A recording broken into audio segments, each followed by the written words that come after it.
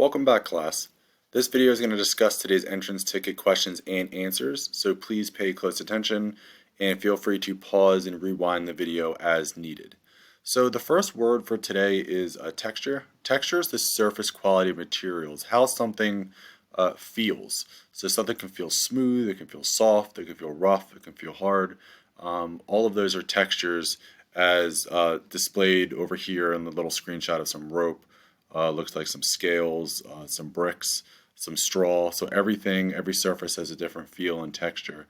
And in art, we can add texture to our artwork, especially in sculpture. Just like in this image here, this looks to be paint, but the paint was added in such a thick, heavy way that the paint actually rises up almost like a relief from this spiral floral design. And if I were to rub my hand on it, it would feel rough. I would feel the physical texture of it.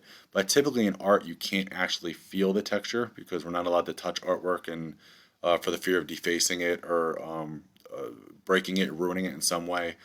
So a lot of times in art, texture is the appearance of how it looks as if it feels.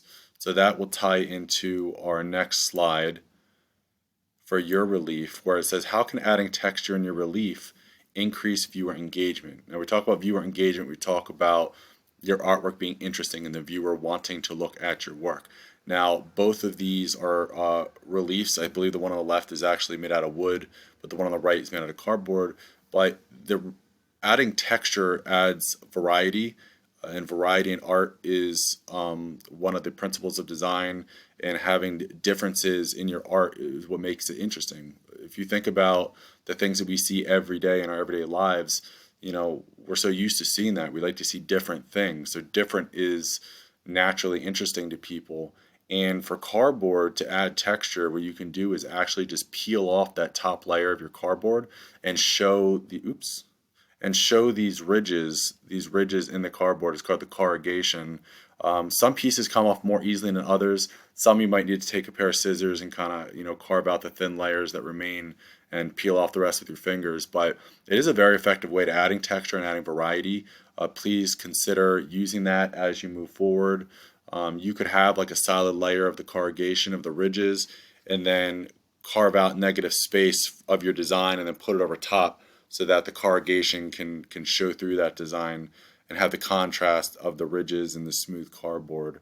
So again, to answer the question, you can add texture by just peeling off the top layer of your cardboard to show that the rough ridges compared to or in contrast to the smooth cardboard layer.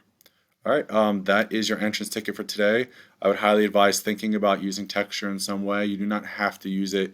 You can still earn the full points without it, but it is a very effective technique, process for your relief. So please consider that as you move forward. You might even need to change your idea just a little bit to make that work, but I think you'd be very happy and pleased with the result. All right, please message me if any questions. Otherwise, I look forward to seeing your progress on your reliefs and seeing how they are coming together. All right, guys, talk to you soon. Bye.